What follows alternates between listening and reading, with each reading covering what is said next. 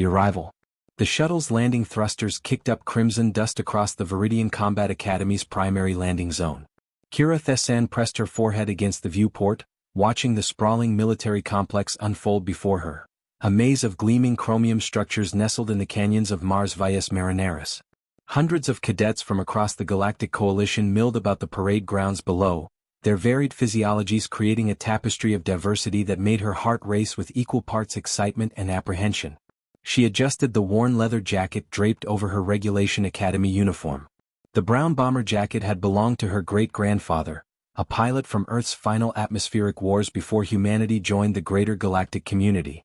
Scuffed and faded, with patches barely clinging to the shoulders and a zipper that stuck halfway, it looked profoundly out of place among the sleek synthetic materials and adaptive smart fabrics favored throughout the galaxy. "You're actually wearing that relic?" asked Mira Chin, her bunkmate from the transport ship, eyeing the jacket with poorly concealed amusement. "Kira, we're entering the most prestigious military academy in 5 sectors. First impressions matter." Kira ran her fingers along a particularly worn patch on the sleeve. "It survived longer than most friendships I've had. I'll take my chances." The shuttle settled with a pneumatic hiss. Around her, the other recruits gathered their gear: holographic storage cubes, neural interface headsets, combat suits that could adapt to 17 different environmental conditions.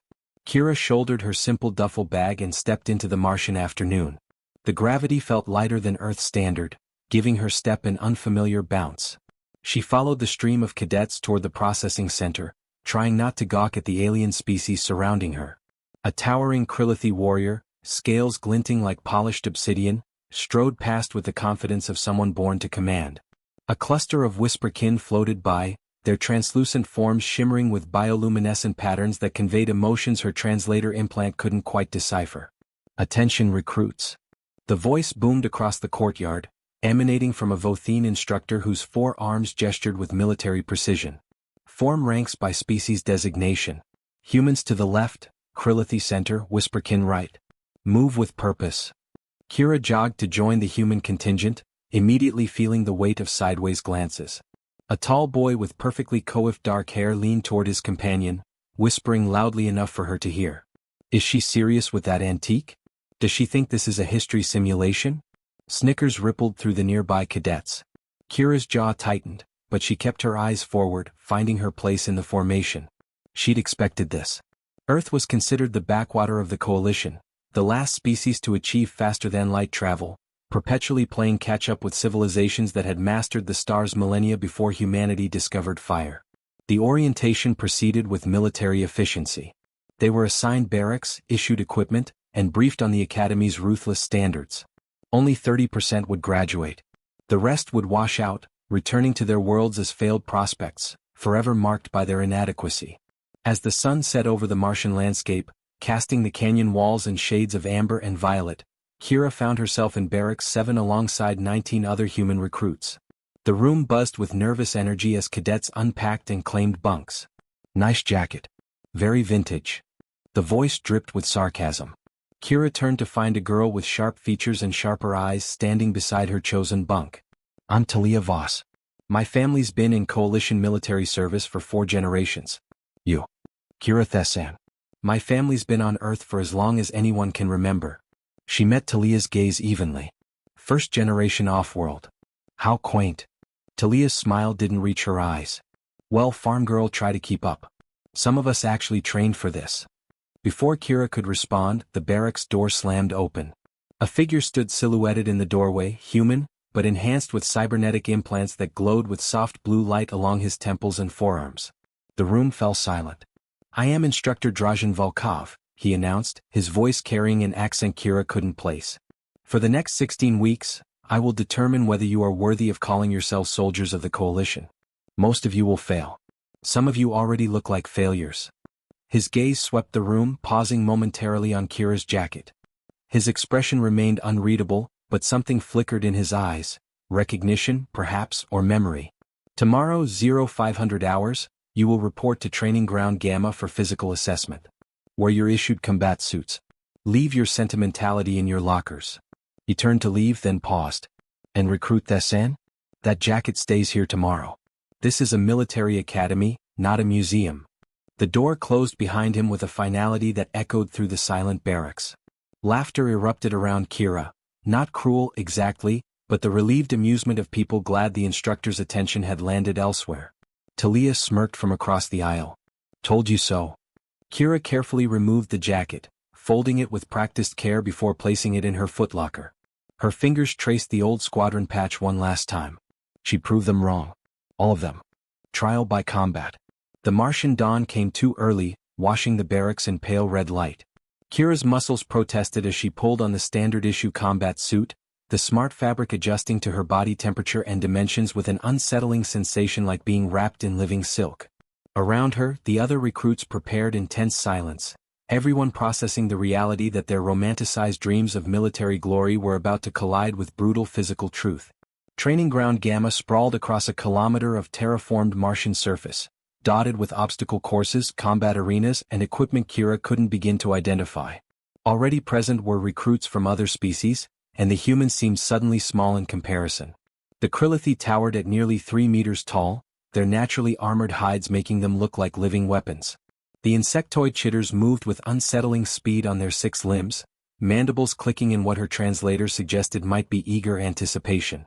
Instructor Volkov stood at the center of the grounds, flanked by 3 other instructors representing different coalition species. As the last recruits arrived, he activated a holographic display that showed all 500 Academy cadets arranged by barracks and species.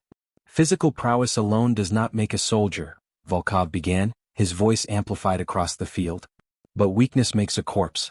Today you will face the gauntlet, a series of challenges designed to test strength, speed, tactical thinking, and pain tolerance. You will compete in mixed species teams of 5, randomly assigned. Groans rippled through the assembled recruits. Random assignment meant humans might be paired with species who could literally tear them apart by accident. The holographic display began shuffling names, sorting them into teams. Kira watched as her name appeared alongside 4 others. Rax, a Krilithi whose name appeared in angular script, Shimmer in Dusk, a whisperkin, Tisijkar, one of the insectoid chitters, and Chin, another human, her shuttle companion Mira.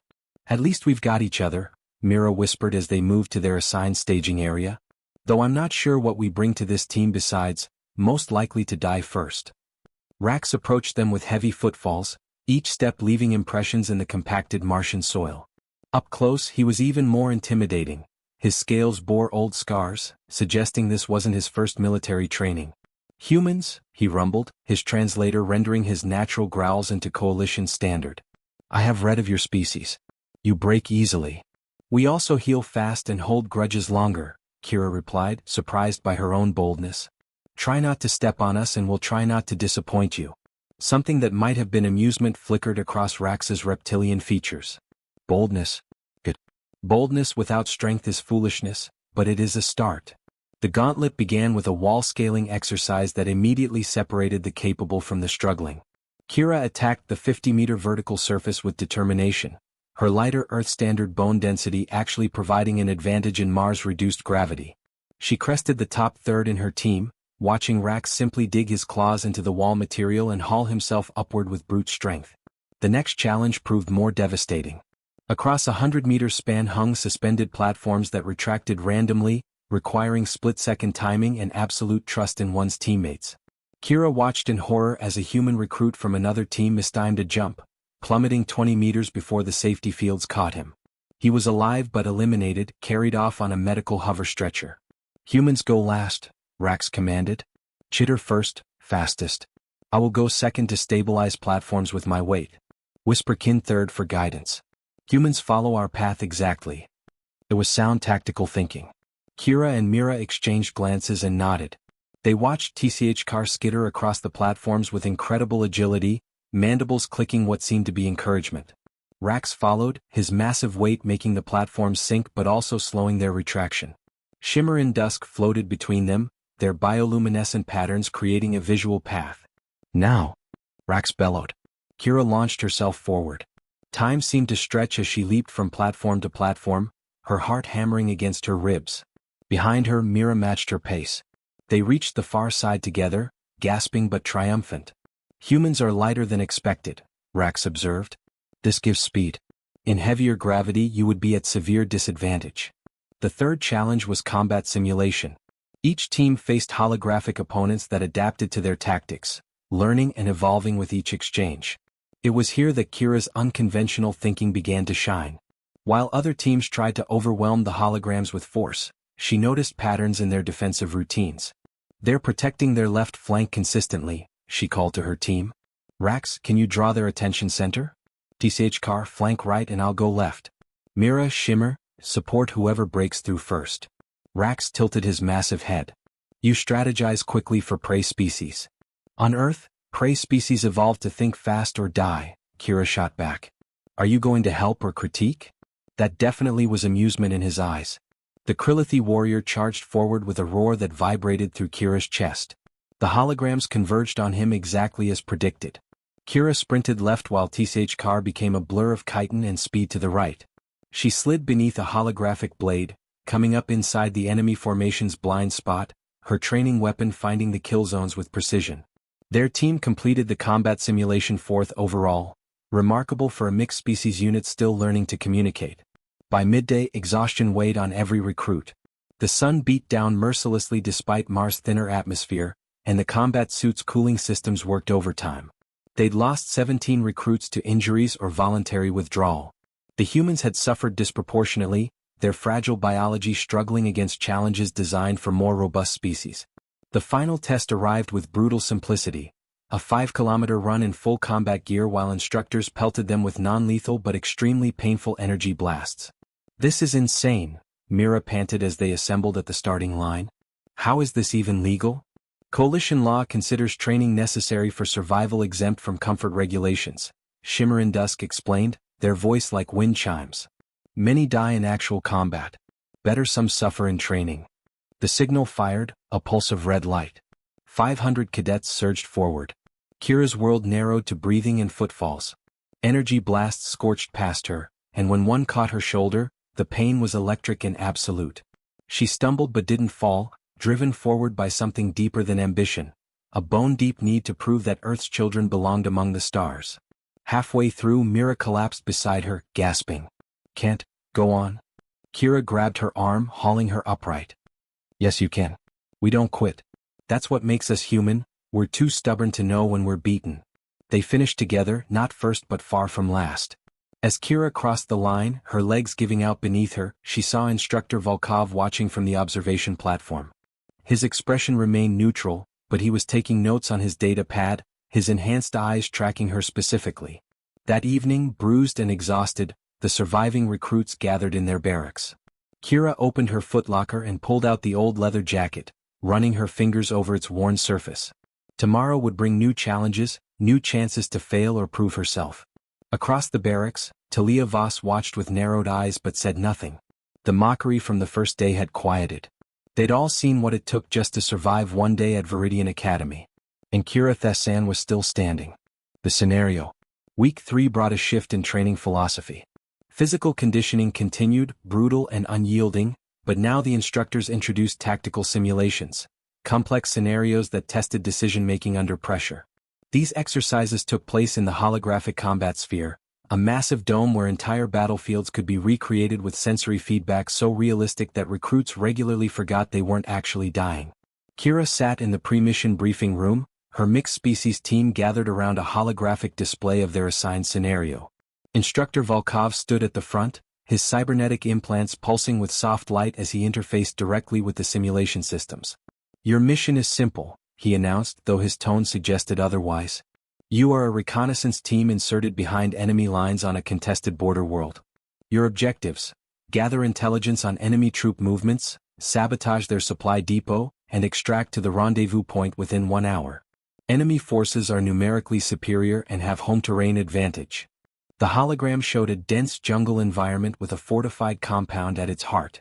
Enemy positions were marked in red, at least 40 hostiles against their team of 5. "The scenario adapts to your choices," Volkov continued. "There is no single correct solution, but there are many fatal ones. You have 15 minutes to strategize. Instructor Kaelrin will observe and evaluate your tactical decisions." A whisperkin instructor materialized beside him, their form shimmering like heat waves over summer asphalt. Kaelrin was legendary at the academy, a tactical genius who had reportedly never lost a simulated engagement in 20 years of teaching. As Volkov departed, the team huddled around their holographic battlefield. Rax, who had emerged as their unofficial leader through sheer physical dominance, gestured at the enemy compound. Direct assault is foolish. We use stealth, strike the depot, extract before reinforcements arrive. The jungle canopy is dense, Tisijkar clicked, their multifaceted eyes analyzing the terrain with insectoid precision. I can scout ahead, provide advance warning of patrols. Shimmer and Dusk floated closer to the display. My people excel at misdirection. I can create false signals, draw forces away from true objectives. Mira studied the supply depot's layout. The depot has 3 access points. We'd need to split up to cover them all, but that leaves us vulnerable if things go wrong. All eyes turned to Kira. Over the past weeks, her teammates had begun to defer to her for tactical planning, a development that had surprised everyone, including Kira herself. There was something about seeing patterns, about thinking 3 moves ahead, that came naturally to her. She zoomed in on the jungle's northern quadrant, her fingers tracing potential approach vectors. We're thinking about this wrong. They expect us to hit the depot because that's the objective. What if we make them think we're hitting something else entirely? Elaborate, Rax rumbled. The compound has a communications array on the eastern perimeter, lightly defended because it's supposedly behind their main security. If we create noise there, make them think that's our real target, they'll pull forces from the depot to defend it. While they're reacting, we slip in through here. She highlighted a narrow gap in the patrol routes, sabotage the depot and extract through the western jungle before they realize what hit them. Shimmer and Dusk's bioluminescence flickered with what her translator interpreted as approval. Deception within deception. Your species has a talent for misdirection. We had to get creative, Kira said quietly. We weren't the strongest or the fastest on Earth. We survived by outthinking everything that wanted to eat us. Tisijkar's mandibles clicked rapidly. This one's plan has merit. But the communications array assault must be convincing. If they detect the feint, we are surrounded. I'll lead the feint, Kira said. Mira comes with me. We create maximum noise, make it look like a legitimate assault attempt. Rax, you lead the actual depot strike with Tisijkar and Shimmer. Hit hard, hit fast, get out. Rax's scaled brow furrowed.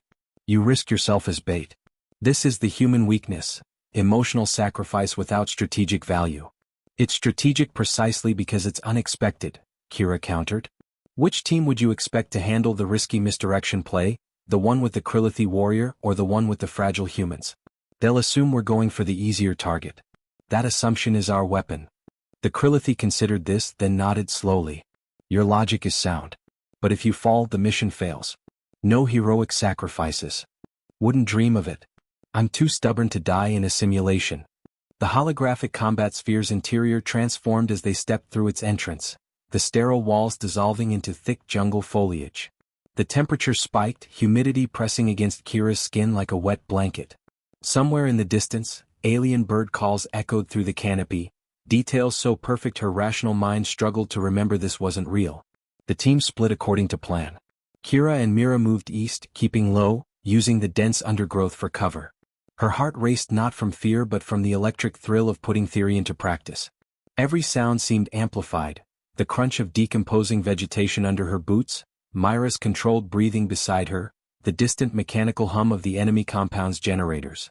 They reached the communications array's perimeter in 12 minutes, taking position behind a fallen log that provided both cover and a clear sight line to the target. The array itself was an elegant structure of crystalline towers that pulsed with data streams visible as colored light. Remember, Kira whispered, we need to look threatening enough to draw reinforcements, but not so threatening we actually get captured before the main team completes their objective. So threaten them judiciously, Mira replied with a nervous smile. Got it? No pressure. Kira activated her comm unit. All teams sound off. Strike team in position, Rax's voice crackled through. Awaiting your signal. Tisijkar confirms. Depot security pattern identified.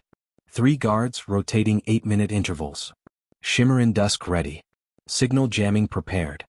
Kira took a deep breath, checking her weapons one final time. The simulation rifles felt real in her hands, right down to the weight distribution.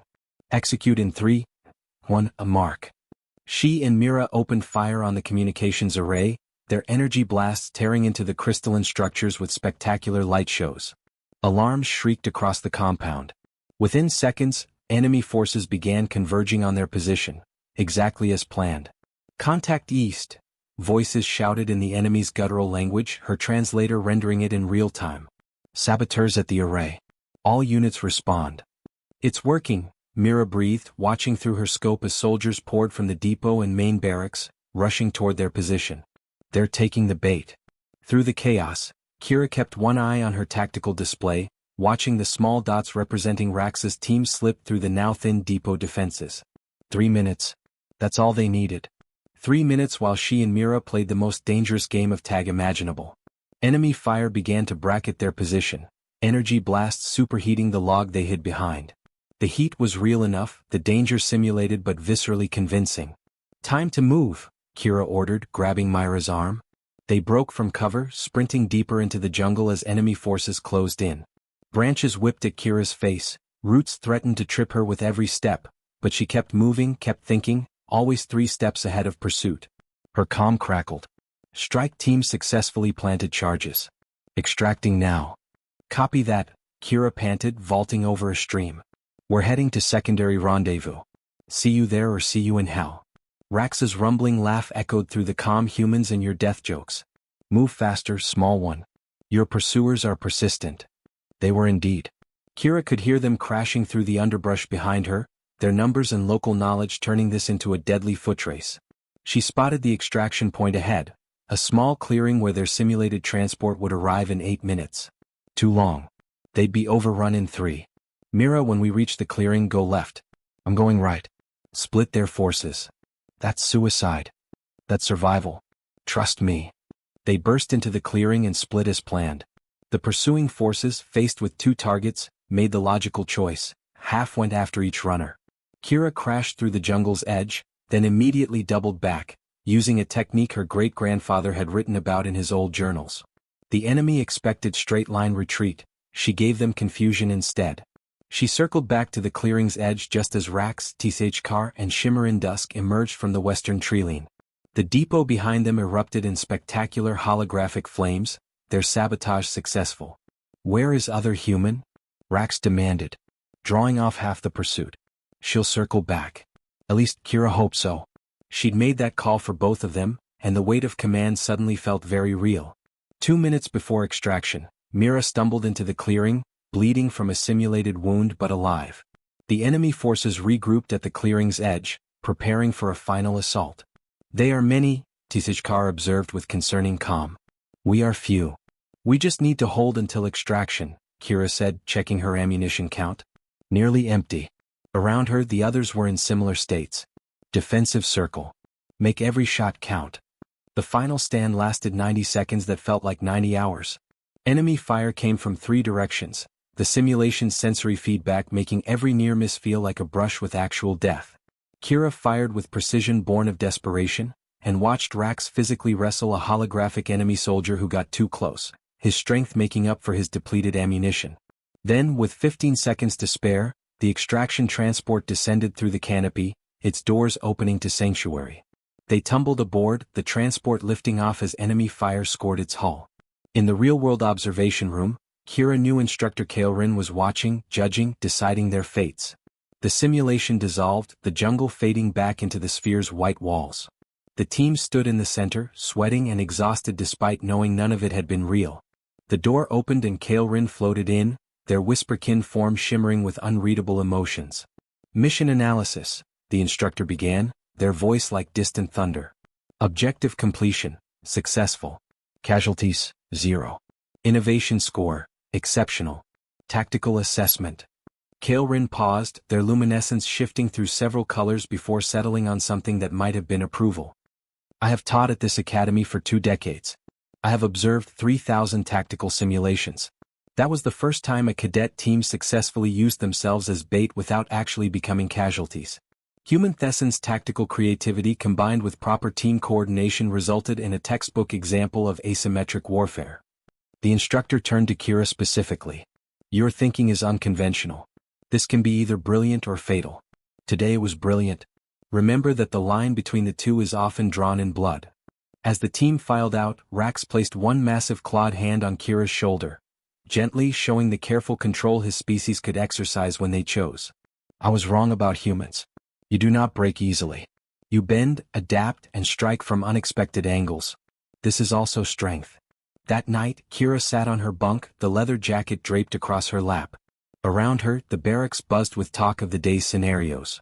Even Talia Voss had stopped with the cutting remarks, replaced by a grudging respect that showed in nods rather than words. Mira climbed into the bunk beside hers. You know, when you said, split up, I thought you were crazy.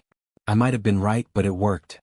Crazy is just another word for thinking different, Kira replied, running her fingers over her great-grandfather's squadron patch. Sometimes different is exactly what you need. In the instructor's observation deck, Volkov reviewed the day's footage, his cybernetic implants processing tactical data within human speed. He paused on a frame showing Kira directing her team, that old jacket visible in her footlocker behind her. He knew that jacket. Knew its history. Knew what it represented. The real test was still to come. The instructor's challenge. Week 7 brought an unexpected announcement. All recruits were summoned to the Grand Assembly Hall, a rare occurrence that set every cadet's nerves on edge. Kira filed in with her barracks, finding seats in the vast amphitheater where holographic displays showed the Viridian Academy crest rotating slowly above the central podium. The lights dimmed. Commandant Ziwarich, a Krilithi veteran whose scales bore the scars of 50 years of combat, stepped onto the platform. The assembly fell silent with the kind of instantaneous quiet that only military discipline could produce. Cadets, the commandant's voice boomed through the hall, you have survived half your training. Many of your peers have not. You should feel neither pride nor shame at this fact, merely acceptance that war is selection and selection is survival. The holographic displays shifted, showing battle footage from recent conflicts across coalition space. Kira watched ships burn in the void, soldiers fighting across alien landscapes, the brutal reality of what they were training for. In 1 week, Ziwarich continued, you will face the Red Trial. This is the Academy's ultimate test of individual capability. For 72 hours, you will be alone in hostile territory with minimal supplies. You will face challenges designed by your instructors to exploit your specific weaknesses. Most years we lose 5 to 10 cadets in the Red Trial, not to death, but to psychological breakdown, injury requiring permanent medical discharge, or simple failure. Murmurs rippled through the assembled cadets. Kira's stomach tightened. She'd heard rumors about the Red Trial, whispered stories that grew more horrific with each retelling. But 72 hours alone? Everything they'd trained for emphasized teamwork, combined arms, mutual support. This was something entirely different. Your instructors will design your individual trials, the commandant said. They know your strengths and, more importantly, your weaknesses. They will test you where you are most vulnerable. There is no shame in using your emergency beacon to withdraw, but understand, activation means immediate removal from the academy. No second chances. No appeals. Ziwaradich's massive head swept across the assembly. You have 1 week to prepare. Physically, mentally, spiritually, however your species approaches the impossible. Use it wisely. Dismissed. The next 7 days passed in a blur of frantic preparation. Training intensified as cadets pushed themselves to their limits, trying to shore up weaknesses before their instructors could exploit them. The atmosphere in the barracks shifted from competitive camaraderie to isolated focus as everyone retreated into their own preparations. Kira spent hours in the combat simulators, running solo scenarios until her hands shook from exhaustion. She studied survival manuals for a dozen different planetary environments, memorized emergency medical procedures, practiced equipment repairs until she could field strip and reassemble standard gear blindfolded. But it was the mental preparation that worried her most. 72 hours alone. She'd always drawn strength from others, her family back on Earth, her teammates here at the academy. How would she function when that support was stripped away? On the final evening before the trial, Instructor Volkov appeared at the barracks door. Recruit Tessan. With me. The command sent ice through Kira's veins. Private meetings with instructors this close to the Red Trial were never good news. She followed Volkov through the academy's corridors, noticing how other cadets gave them wide berth, as if proximity to whatever doom awaited her might be contagious. They entered a small observation room overlooking the Martian landscape. Volkov stood with his back to her, hands clasped behind him, cybernetic implants reflecting in the window. Do you know why I became an instructor here? He asked without preamble. No, sir. I was a pilot. 6th-generation fusion fighter, capable of atmospheric and void combat. Fast, agile, deadly. He turned to face her, and for the first time, she saw something like emotion in his enhanced eyes. I was also arrogant. Believed my reflexes and training made me invincible. Then I encountered an enemy who didn't fight the way my manual said they would. They adapted, improvised, thought 3 moves ahead. They shot me down over a contested moon, and I spent 4 days alone in a crashed fighter before rescue arrived. Volkov tapped one of his cybernetic implants. These are from the injuries I sustained. The physical scars healed. The lesson? That took longer. Sir, why are you telling me this? Because when I review your tactical decisions, I see patterns. You think unconventionally because your species had to. You improvise because Earth gave you no choice. These are significant strengths. He paused. They are also potential weaknesses. Unconventional thinking without discipline becomes chaos. Improvisation without structure becomes panic. In 72 hours, you will face a trial designed specifically for you. I want you to understand what that means. Kira's mouth went dry. What kind of trial, sir? I cannot tell you specifics. But I will tell you this, your greatest strength and your greatest weakness are the same thing. You draw power from connection to others. Your team, your family, your history. He gestured to where her leather jacket would be, back in her footlocker. That jacket, for instance, grounds you. Reminds you of lineage and legacy. But what happens when you have no one to draw strength from? When connection becomes isolation. That is what you must discover. He handed her a data chip. Your great-grandfather's flight logs. I accessed them from Earth's military archives. Read them tonight. Understand that he, too, faced moments of absolute solitude, and survived them. As Kira left the observation room, her mind reeled. Volkov had researched her family history? What? And how did he even know about the jacket's significance? Back in her bunk, she inserted the data chip into her personal reader. The files were extensive. Hundreds of mission logs from her great-grandfather's service during Earth's final atmospheric wars. She scrolled through them, reading accounts of dogfights, near-death experiences, the stark reality of combat. Then she found an entry dated toward the end of his service. Day 4 of isolation. Ejected over enemy territory, survival pack damaged in the landing. I've never felt more alone. Up there, with my squadron, I was invincible. Down here, I'm just a man with no water and fading hope. But here's what I realized. I'm not actually alone. I carry everyone who trained me, everyone who believed in me, everyone who's counting on me to come home. Their strength is my strength even when they're not physically present. Isolation is a state of mind, not a fact of existence. Tomorrow I walk toward the extraction point. 20 kilometers through hostile territory. I'll make it because I refuse to let down the people who made me who I am. That's not bravado. That's simple truth. He did make it. The subsequent logs detailed his extraction, recovery, and return to service. He flew 43 more missions before the wars ended and humanity joined the greater galactic community. Kira read the entry 3 more times before sleep finally claimed her. The Red Trial began at dawn. 500 cadets were transported to 500 different locations across Mars, each facing a unique challenge. Kira found herself standing alone in a narrow canyon, the transport ship's engines fading into the Martian sky above. Her supplies were minimal. 1 canteen of water, 3 days' rations, a basic survival kit, and a combat knife. Her emergency beacon hung from her belt. 1 press and the nightmare would end, but so would her academy career. The trial parameters were simple. Survive for 72 hours, reach the extraction point 60 kilometers north, and overcome whatever challenges her instructors had prepared. She checked her compass, oriented herself, and began walking. The canyon walls rose sheer on either side, channeling her north like a guided missile. The path was too easy, too convenient. That meant the real challenge waited ahead. It arrived after 4 hours of steady marching. The canyon opened into a vast underground cavern, clearly artificial, created specifically for trials like this. And waiting in the cavern's center was a sight that made Kira's blood freeze. 5 figures in combat armor, armed and positioned in defensive formation. But something was wrong with them. Their movements were too synchronized, too perfect. Holographic projections, she realized, but rendered with the Academy's best technology. Effectively real for all practical purposes. Then their faces resolved clearly and Kira's world tilted. It was her team. Rax, Stichkar, Shimmer and Dusk, Mira, and, standing in the center, herself. Or rather, a holographic perfect replica of herself, down to the expression of determination she recognized from training footage. A holographic display appeared before her, text scrolling in Coalition Standard. Trial parameters: defeat your team to proceed. All combat skills authorized. Non-lethal threshold set to maximum pain tolerance. Emergency beacon available for withdrawal. Begin. She understood now. Volkov's trial wasn't about physical survival, it was psychological warfare. He was forcing her to literally fight against the connections that gave her strength.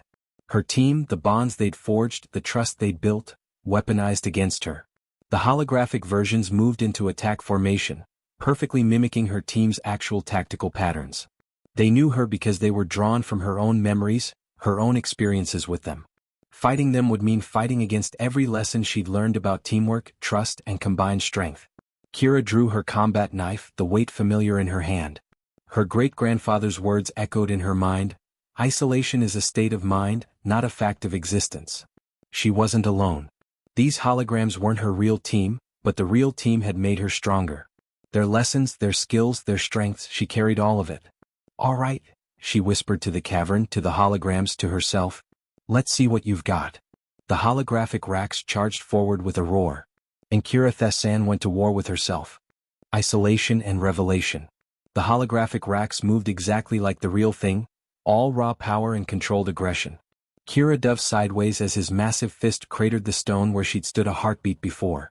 The Chitter TSH car skittered up the cavern wall with insectoid speed, positioning for a flanking attack while Shimmerin Dusk's form shimmered at the perimeter, ready to provide support. Kira's mind raced through calculations. In normal circumstances, facing her full team would be suicide. But these weren't her teammates, they were echoes, simulations drawn from her memories. They would fight exactly as she expected them to fight, which meant she already knew their patterns.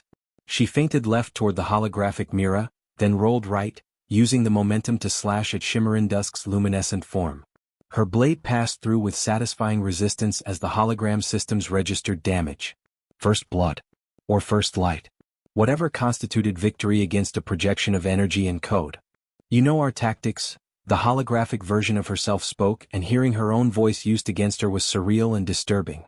We know yours. Stalemate. Not quite, Kira panted, backing toward the cavern wall. You know what I used to think? I've learned a few new tricks. The Chitter TSH car dropped from above, mandibles wide. Kira threw herself into a slide, the move she'd practiced endlessly in combat drills, and came up inside the hologram's guard. Her knife found the kill zone at the joint between thorax and abdomen. The weak point TSH car had once shown her during a training exercise about vulnerabilities. The holographic chitter flickered and dissolved. 2 down. 3 to go. Pain exploded across her back as holographic Rax's blow connected. The impact sent her sprawling, the non-lethal threshold translating to agony that felt devastatingly real. She tasted blood where she'd bitten her tongue, her vision swimming with stars. Yield, the holographic Rax rumbled. This battle serves no purpose. Press your beacon. And this. Not a chance. Kira gasped, forcing herself upright. The real Rax had taught her about Krillithy physiology during their team training. They were powerful, but their bulk made tight turns difficult. She sprinted toward the narrowest gap between 2 stalagmites, hearing the heavy footfalls behind her. The holographic Rax tried to follow, his massive shoulders wedging between the stone formations. Kira spun and struck at his exposed throat. Another weak point, another lesson learned from the real warrior. The hologram roared and dissolved. 3 down. Holographic Mira approached cautiously, flanked by the shimmer of their Whisperkin teammate. These two would be harder. They knew her fighting style intimately because they'd trained alongside her for months. No physical advantages to exploit, no alien physiology to study. Just human versus human, with the Whisperkin's misdirection adding lethal complexity. I don't want to fight you, holographic Mira said, and the sadness in the voice was so perfectly captured that Kira's chest ached. Please, just stop. You're not her, Kira said firmly. You're my fear of losing her. My fear of being alone. But fear is just another opponent. She charged. The holographic Mira was fast as the real one, but Kira had spent countless hours sparring with her bunkmate. She knew every tell, every preference, every habit. When holographic Mira favored her left side for defense, Kira struck right. When she tried to create distance for a better firing angle, Kira stayed close, denying her the advantage. The fight was brutal and intimate, 2 mirrors of the same training clashing in the cavern's shadows. Kira took hits that left her ribs screaming, that opened cuts across her arms, that threatened to overwhelm her pain tolerance and end the trial. But she also landed strikes. Slowly, methodically, she wore down the hologram's defenses until a final desperate lunge put her blade against the kill zone. Holographic Mira flickered and smiled sadly before dissolving. 4 down. Shimmer and Dusk remained, their bioluminescent form pulsing with colors Kira had learned to interpret as combat readiness. The Whisperkin were masters of misdirection, capable of creating false images, of attacking from unexpected angles, of making opponents question reality itself. Why do you fight what sustains you? Shimmer's voice echoed with harmonics. Without your team you are incomplete. Admit this truth. Press the beacon. Return to where you belong. I learned something from all of you, Kira said, circling carefully. Rax taught me about strength that comes from confidence.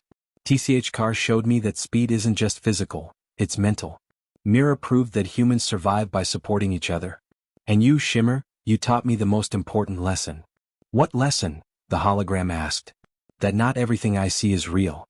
That misdirection works both ways. Kira threw her knife, not at Shimmer but at the cavern wall behind the hologram.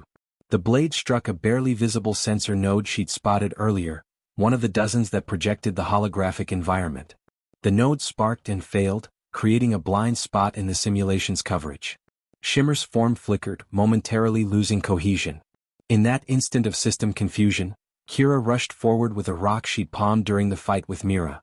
She struck where she'd calculated Shimmer's projection core would be, a guess, but an educated one based on watching the hologram's movement patterns. The rock passed through shimmering light and connected with something solid. The projection emitter hidden in the stalagmite sparked and died. Shimmer and Dusk dissolved with a final pulse of what might have been impressed approval. 5 down. All of them. The cavern fell silent except for Kira's ragged breathing. Blood dripped from cuts on her arms. Her ribs felt like they'd been worked over with a hammer. Every muscle screamed for rest. But she was standing and the path ahead had opened, a tunnel leading deeper into the artificial complex. A holographic display appeared. Phase 1 complete. Psychological resistance, acceptable. Proceed. Kira laughed, the sound echoing hollow in the empty cavern. Acceptable. Yeah. That's one word for it. She bound her wounds with strips torn from her uniform, rationed a small amount of water and entered the tunnel. The trial was only beginning. The next 24 hours blurred into an endurance test that pushed Kira past limits she didn't know she had. The tunnel system wound through Mars' subsurface, each chamber presenting new challenges. In one room she faced an environmental puzzle, a chamber slowly filling with water, with the exit mechanism submerged and requiring her to hold her breath for nearly 2 minutes while manipulating ancient mechanical locks. Her lungs burned, her vision darkened, but she remembered Rax's lessons about pushing past what seemed like biological limits. Another chamber tested her technical skills, presenting a damaged piece of equipment that needed repairs before hypothermia set in. She worked with shaking hands, following TCHCar's methodical approach to problem-solving, identify the issue, trace the systems, fix the root cause rather than the symptoms. The isolation wore at her more than the physical challenges. Hours passed with no human contact, no voice but her own echoing in the darkness. She caught herself talking aloud, narrating her actions just to hear something other than dripping water and her own footsteps. Okay, Kira. Next chamber. Probably something horrible. Probably going to hurt. But that's fine. We've hurt before. Pain is just information. Information is just data. Data can be processed and overcome. She was starting to understand why the Academy lost cadets to psychological breakdown during the Red Trial. The human mind wasn't built for this kind of isolation. They were social creatures, pack animals who drew strength from the herd. Strip that away and the foundation cracked. But her great-grandfather had survived 4 days alone. If he could do it, so could she. The 48-hour mark arrived as she entered a massive chamber that made the previous ones look like closets. This space stretched 100 meters in every direction, the ceiling lost in darkness above. And in the center, standing alone, was a figure that made Kira's breath catch. Instructor Volkov. Or rather, another hologram, this one rendered with such perfect detail that she couldn't tell it from reality until she got close enough to see the faint shimmer at the edges. Recruit Thessan, the holographic Volkov said. You have performed adequately. But this final test requires more than adequacy. It requires absolute honesty. What kind of test? Kira asked warily. A choice. Before you are 2 paths to extraction. The chamber's walls shimmered, revealing 2 tunnel entrances on opposite sides. The left path is clear, safe, and will get you to extraction with 6 hours to spare. You will pass the red trial. You will graduate from this academy. You will become a coalition soldier. And the right path? The right path is uncertain. It contains a scenario requiring immediate tactical decision. Lives hang in balance, simulated, but the choices are real. You may not have time to reach extraction before the 72-hour deadline. You may fail the trial. But you will know if you have what it takes to make the impossible choice when everything is on the line. Kira stared at both tunnels. The left promised security, success, everything she'd worked for. The right offered only uncertainty and potential failure. "Why are you giving me this choice?" she asked. "Because the academy can teach tactics, weapons handling, survival skills. But it cannot teach the thing that makes a good soldier into a great one, the willingness to risk everything for what matters. Your great-grandfather understood this. On his 4th day of isolation he could have stayed hidden, waited for possible rescue. Instead, he chose to walk 20 kilometers through hostile territory because he refused to be passive in his own survival." The holographic instructor fixed her with an unblinking stare. "So choose, Recruit Thesan. Safety or uncertainty? Guaranteed success or possible failure? What matters more, your career or who you are?" Kira looked at the left tunnel. Then at the right. She thought about her team, about the bonds they'd formed, about why she'd wanted to join the coalition in the first place. Not for the prestige. Not for the career. Because when she looked at the stars, she saw a universe that needed protecting, and she wanted to be someone who stood in the gap. "The right path," she said. "Take me to the scenario." Holographic Volkov's expression didn't change, but something in his eyes shifted. "Expected. Proceed." As she entered the right tunnel, Kira heard his voice echo behind her. "Your great-grandfather would be proud." The tunnel led to one final chamber, and the scenario waiting there would test everything she'd learned, everything she'd become, and everything she believed about being a soldier. She entered and the real trial began. The impossible choice. The final chamber opened into a simulated starship bridge, alarms blaring, holographic damage reports scrolling across every screen. The environmental rendering was so perfect that Kira could feel the deck plating vibrating beneath her feet, smell the acrid tang of electrical fires, hear the distant sound of hull breaches being sealed by emergency systems. A holographic display materialized before her, text overlaid with a tactical situation map. Scenario: you are the acting commander of the frigate Covenant's Edge. Your ship was ambushed during a patrol and sustained critical damage. You have 17 crew members in various sections of the ship. Multiple hull breaches have compromised structural integrity. You have power for one emergency action before total system failure. Choose. 3 options appeared. Option 1. Activate emergency beacon. Coalition rescue will arrive in 6 hours. Ship's structural integrity will fail in 4 hours. You can evacuate 12 crew to the reinforced escape pods. 5 crew members are trapped in engineering, too far to reach before evacuation. They will die. Option 2. Reroute all power to emergency containment fields. This will stabilize the ship for 8 hours, long enough for all crew to reach escape pods and for rescue to arrive. However, the power surge will overload the containment systems of the ship's antimatter reactor. The resulting explosion will destroy the ship and kill everyone aboard. Option 3. Channel power to the engines for one final maneuver. You can put the ship on a trajectory toward a nearby moon with minimal atmosphere. Crash landing will kill 8 to 10 crew members from impact trauma, but the remaining 7 to 9 will survive long enough for rescue. You cannot predict who will survive. Below the options, a timer began counting down. 60 seconds to decide. Kira stared at the choices, her mind reeling. This wasn't a puzzle with a clever solution. This was the nightmare scenario every commander feared. The no-win situation where every option meant death. 50 seconds. She studied the tactical display, searching for a loophole, another option, something the scenario designers had missed. But this was the Viridian Academy. Instructor Volkov had designed this trial specifically for her. There would be no easy outs, no clever tricks. 40 seconds. Option 1 meant choosing who lived and who died. Playing God with 5 lives. The logical choice, save the majority, but it meant abandoning people who trusted her to lead them. 30 seconds. Option 2 was a death sentence for everyone disguised as hope. A trap for commanders who couldn't make the hard call, who'd rather die than choose. 25 seconds. Option 3 was gambling with lives. Random chance determining survival. Was that better or worse than deliberate choice? Was leaving it to fate a coward's way out or an acceptance that some decisions were beyond human authority to make? 15 seconds. Kira closed her eyes, thinking about her great-grandfather's journals. Thinking about her team. Thinking about what it meant to command, to be responsible for others, to carry the weight of impossible choices. 10 seconds. She opened her eyes. 5 seconds. None of the above, she said clearly. The countdown stopped at 2 seconds. The alarms ceased. The holographic bridge froze. A new display appeared. Explain your reasoning. Kira took a deep breath, organizing her thoughts. All 3 options accept the premise that the situation is what it appears to be. But you're testing me, which means there's something I'm not seeing. So I reject all 3 options and instead I do what any good commander should do when faced with incomplete information. I gather more data. She moved to the holographic tactical station, her hands passing through the controls but her voice activating the simulation's interface. Computer, display detailed ship schematic. Show me the exact locations of all hull breaches, all trapped crew members and all remaining power distribution nodes. The holographic display shifted, revealing new information. And there, Kira spotted what she'd been looking for. A pattern in the damage that didn't make sense.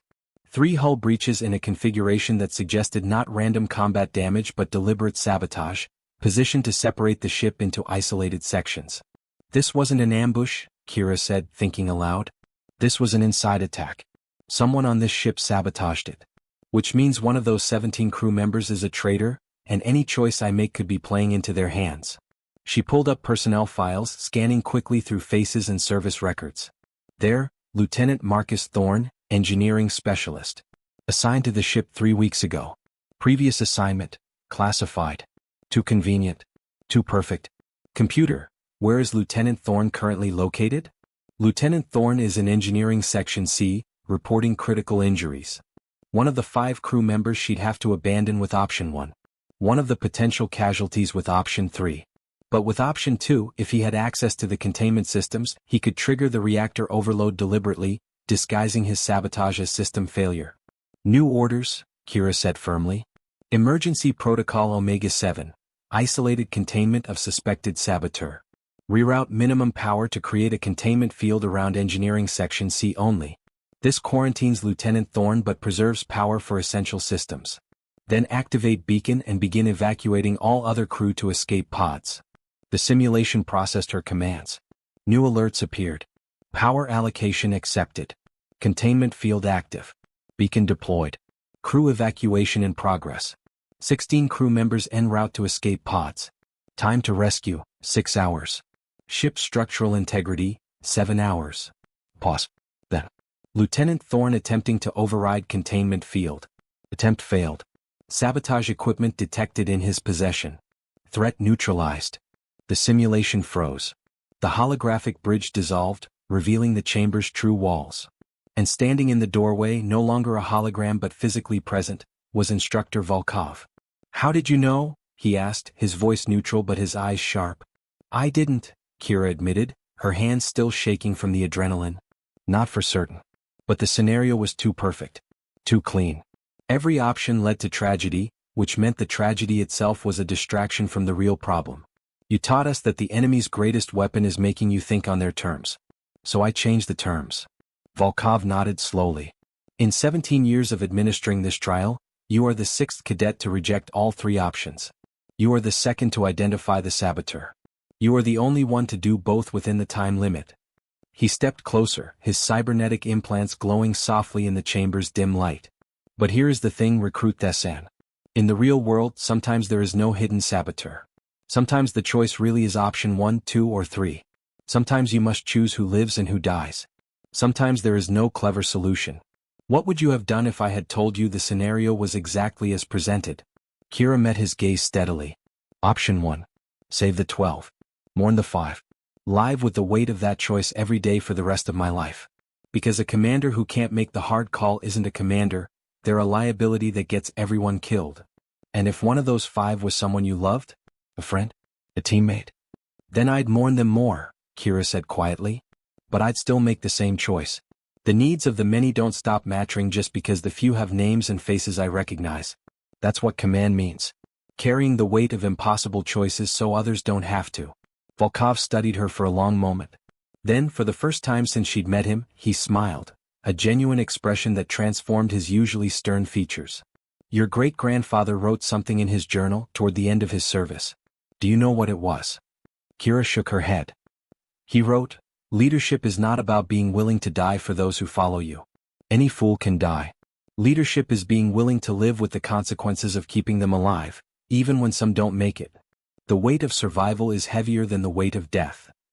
Volkov handed her a data chip. Your trial is complete. You have 14 hours to reach extraction. The route is clearly marked. Take your time. Rest if you need to. You've earned it. As he turned to leave, Kira called after him. Sir? Why did you research my great-grandfather? Why does any of this matter? He paused in the doorway. Because that leather jacket you wear? I knew the pilot who wore it before your great-grandfather. Knew him well. He saved my life during the Pacific Theater conflicts, back when Earth was still fighting itself instead of exploring the stars. When I saw you wearing it, I knew you carried more than just fabric and leather. You carry legacy. The question was whether you understood what that meant. Do I? Kira asked. Understand, I mean? You're beginning to. The rest will come with time, experience, and mistakes. Many mistakes. Learn from them. He met her eyes one final time. Your great-grandfather would be proud. So would the man who wore that jacket before him. So am I. Then he was gone, leaving Kira alone in the chamber with her thoughts, her exhaustion, and the weight of choices made and yet to come. She allowed herself 5 minutes to simply sit, processing everything that had happened over the past 60-plus hours. The fights, the isolation, the impossible scenarios. All of it designed to break her, to find her limits, to see if she had what it took. She'd survived. But more than that, she'd learned. About herself, about command, about the difference between being a soldier and being a leader. Finally, she stood, wincing at protesting muscles and healing wounds. 14 hours to extraction. She started walking, following the illuminated path markers through the underground complex. Her mind drifted to her team. Were they facing similar trials? Were they okay? She'd find out soon enough. For now, she had to focus on completing her own journey. The tunnel opened into a narrow canyon under the Martian sky. The red sun was setting, painting the landscape in shades of crimson and gold. In the distance, she could see the marker beacon of the extraction point, a steady pulse of light against the gathering darkness. Kira Thessan, wearing metaphorical armor far stronger than the combat suit she'd shed days ago, began the final leg of her trial. Not running. Not desperate. Just walking with the steady confidence of someone who'd faced their fears and emerged stronger. The red trial was ending. But her real journey was just beginning. Return and recognition. The extraction point materialized as a small settlement of temporary structures and landing pads carved into the Martian canyon. As Kira approached, she could see other cadets already assembled, some sitting in exhausted silence, others receiving medical attention, a few still visibly shaking from whatever their trials had entailed. The 72-hour window was closing, and the survivors were trickling in. She spotted Mira first, her bunkmate sporting a spectacular black eye and what looked like a thermal burn across one arm, but grinning widely when she saw Kira approaching. They embraced without words, the kind of hug that communicated everything that mattered. We made it. We survived. We're still here. You look terrible, Mira said, pulling back to examine Kira's collection of cuts and bruises. You should see the other guy, Kira replied. Literally me but holographic. It was weird. Rax emerged from one of the medical tents, his massive frame wrapped in regenerative bandages. When he saw Kira, he released a rumbling sound that her translator rendered as relieved laughter. Small human. You live. I had concerns. Takes more than isolation and psychological warfare to kill me, Kira said. What did they throw at you? A recreation of my clan's traditional trial of strength, Rax growled, his tone suggesting the memory was not pleasant. I was forced to defeat holographic versions of my ancestors in single combat. To strike at the image of one's grandmother while she judges your worthiness? This is complicated for Krilithi psychology. TCH car skittered over, mandibles clicking in what Kira had learned to recognize as agitation. This one-face simulation of Hive Queen betrayal. Forced to choose between colony survival and individual life. Very disturbing. Very effective. Shimmer and dusk floated nearby, their usual vibrant bioluminescence dimmed to muted colors. I was shown my people's extinction across 17 different timeline scenarios. Each time, I had to decide which timeline to preserve, knowing all others would cease to exist. My species values collective consciousness. To choose between versions of ourselves? To play God with reality itself? They pulse sadly. I understand now why some cadets activate their beacons. The team gathered together, sharing abbreviated versions of their trials. Each story revealed the Academy's sophisticated understanding of species-specific psychology, of individual weaknesses, of exactly where to apply pressure to test the limits of mental resilience.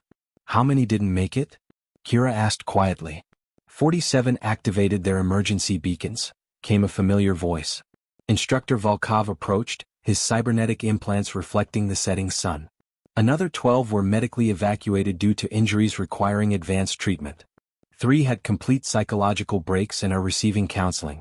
7 are still unaccounted for, either still en route or lost in the trial complexes. We'll give them until the deadline before initiating rescue protocols. He surveyed the assembled survivors with an expression that might have been approval. Out of 500 who began, 438 remain. This is actually an above-average retention rate. You should all be proud. Proud of surviving torture? Someone muttered, one of the human cadets from another barracks. Proud of learning your limits? Volkov corrected sharply. Proud of understanding that combat is 90% mental warfare. The enemy will not attack you fairly. They will find your weaknesses and exploit them without mercy. Better to discover those weaknesses here, in simulation, than in actual combat where failure means death not just for you but for everyone depending on you. The final hours before the deadline ticked by with agonizing slowness. Kira sat with her team, not talking much, just being present. The isolation of the trial had taught her the value of simple companionship, of shared silence being as important as shared words.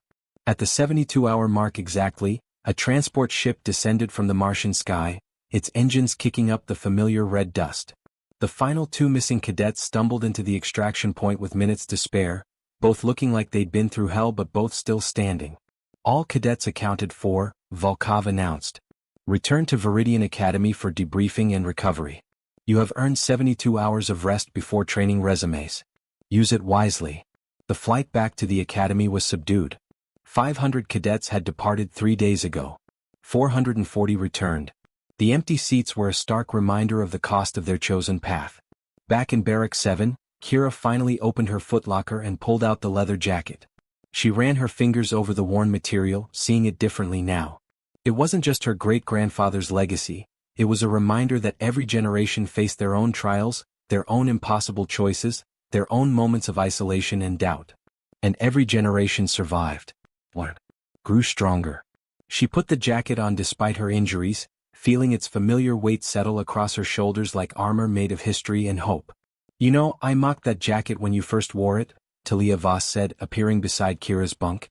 The sharp-edged girl who'd been so dismissive looked different now, humbled perhaps by whatever her trial had shown her. I was wrong. It's not about the jacket. It's about what it represents. And what's that? Kira asked. Continuation. Your great-grandfather wore it, faced his trials, survived. You wore it, faced yours, survived. Someday maybe you'll pass it to someone who needs reminding that they come from survivors. Talia extended her hand. I'm sorry I was such a hard-ass before. This place strips away the pretense pretty quickly. Kira shook her hand. We all came in thinking we knew what we were getting into. Turns out we didn't know anything. The next morning brought an unexpected summons. All Red Trial survivors were called to the Grand Assembly Hall, the same venue where Commandant ZRH had announced the trial a week earlier. The cadets filed in, curious and anxious about what came next. The Commandant stood at the central podium, but she wasn't alone. Beside her stood Instructor Volkov and the other trial designers, along with several figures Kira didn't recognize, high-ranking coalition military officers judging by their insignia. Cadets, ZRH began, her scarred Krilithi features somehow softer than before, you have completed the Red Trial. This marks your transition from recruits to candidates. You are no longer considered raw material to be shaped. You are now recognized as soldiers in training, worthy of the investment the coalition places in its defenders. She gestured to the officers beside her. These are representatives from the coalition's various military branches. Over the next weeks, they will observe your training and make recommendations for your eventual assignments. Some of you will serve on starships. Others in ground forces. Some in intelligence, logistics, medical corps or specialized operations. Your performance will guide these assignments but so will your preferences. You have earned the right to have your voices heard. ZRADH's gaze swept across the assembled cadets. But before we discuss your futures, we must acknowledge exceptional performance during the Red Trial. 3 cadets demonstrated qualities that warrant special recognition. A holographic display appeared, showing 3 faces. A Krilithi warrior named Thex who had apparently saved 2 other cadets during his trial despite not being required to, a Whisperkin named Resonance and Starlight who had solved a puzzle that even the instructors thought was nearly impossible, and Kira's breath caught as her own face appeared on the display. Cadet Kira Thessan, Zurich said, her eyes finding Kira in the crowd. Approached the podium. Kira's legs felt disconnected from her body as she walked forward, aware of hundreds of eyes tracking her movement. She climbed the steps to the stage, standing at attention before the commandant. Your trial was observed with particular interest, Zurich continued. Not only did you overcome the combat simulations and environmental challenges, but when presented with the final scenario, the impossible choice test, you demonstrated tactical thinking that impressed even our most experienced instructors. You rejected the false premise, identified a hidden variable, and solved a problem that had no intended solution. Moreover, when pressed on what you would have done if the scenario had been exactly as presented, you gave the answer of someone who understands command responsibility. The commandant reached into a case held by one of the officers, withdrawing a small insignia, a silver star surrounded by orbital rings, the symbol of tactical excellence. This commendation is not given lightly. In the Academy's 70-year history, only 43 cadets have received it. You are the 5th human and the 1st in 9 years. ZRH pinned the insignia to Kira's uniform. Wear it as a reminder that your mind is as valuable a weapon as any rifle or starship. Never stop thinking 3 moves ahead. As Kira returned to her seat, the assembly broke into applause, genuine this time, not the polite acknowledgement of ceremony but the recognition of peers who'd shared the same hell and understood what survival meant. The next weeks blurred into a new rhythm of training. The atmosphere in the barracks had shifted fundamentally. The competitive edge remained, but it was tempered by mutual respect, by shared trauma, by the knowledge that they'd all been broken down and were rebuilding themselves stronger. Kira's tactical skills earned her increasing responsibility. Instructors began calling on her to help design training scenarios for junior cadets. Her mixed-species team became a model for interspecies cooperation. And the leather jacket, once a source of mockery, became something of a good luck charm among the human cadets. A symbol that you didn't need the newest equipment or the most advanced enhancements to succeed. Sometimes history and determination were enough. 6 weeks after the Red Trial, Kira received a message to report to Instructor Volkov's office. She arrived to find him reviewing data on multiple holographic screens, tactical simulations running in complex patterns. Sit, he said without looking up. I have a question for you. Kira sat. Sir? You've been accepted to 3 different advanced programs. Starship Tactical Operations, Ground Force Special Operations, and Strategic Intelligence Analysis. He finally looked at her. All 3 want you. All 3 have strong arguments for why you'd excel. Which do you choose? Kira hadn't expected this decision so soon. She thought about her great-grandfather flying through Earth's atmosphere in obsolete fighters. Thought about her team, the bonds they'd forged across species lines. Thought about the moment in the trial when she'd had to choose who lived and who died. Tactical operations, she said. Starship command track. I want to be where the impossible choices happen, where split-second decisions determine whether people live or die. I want to be someone who can carry that weight. Volkov nodded, unsurprised. You understand what you're choosing? Command is isolation even when surrounded by crew. The final decision always rests with you alone. Always. I know, Kira said quietly. My great-grandfather wrote that the weight of survival is heavier than the weight of death. I'm ready to carry it. Or at least I'm ready to learn how. No one is ever truly ready, Volkov said. But some are willing anyway. That's what makes them leaders. He entered her selection into his system. You'll begin advanced tactical training next semester. Expect it to make everything so far look like a vacation. As Kira stood to leave, Volkov called after her one final time. That jacket. Keep wearing it. Not every day, not as a crutch. But wear it when you need reminding of who you are and where you came from. Leaders need anchors to their past, or they lose themselves in the demands of the future. Sir? Can I ask you something? Permission granted. You said you knew the pilot who wore this jacket before my great-grandfather. What was he like? Volkov's expression turned distant, lost in memory. He was afraid every single time he flew. Terrified, actually. But he flew anyway because his squadron needed him. Saved my life twice despite that fear. Taught me that courage isn't the absence of fear, it's the choice to act despite it. He focused on Kira again. I see the same thing in you. The same fear carefully hidden. The same choice to act anyway. Wear the jacket. Honor the legacy. But make your own story too. Graduation day arrived 16 weeks later. Of the 500 who had begun, 323 stood in formation on the parade grounds, wearing their new uniforms marked with branch assignments and specialty designations. Kira stood with her team, all 5 of them having survived to this moment. They'd been tested, broken, rebuilt, and emerged as something stronger than any of them had been alone. As the commandant administered the oath of service, Kira felt the weight of her great-grandfather's leather jacket in her quarters, the weight of his legacy and all those who'd come before. But she also felt the weight of her own choices, her own path, her own story being written with each decision she made. The ceremony ended with a flyover by coalition starships, their engines painting contrails across the Martian sky. Kira watched them pass, knowing that soon she'd be on one of those ships, making impossible choices, carrying the weight of command. She was ready. Maybe not perfectly. Maybe not without fear. But she was willing. And in the end that was what mattered most.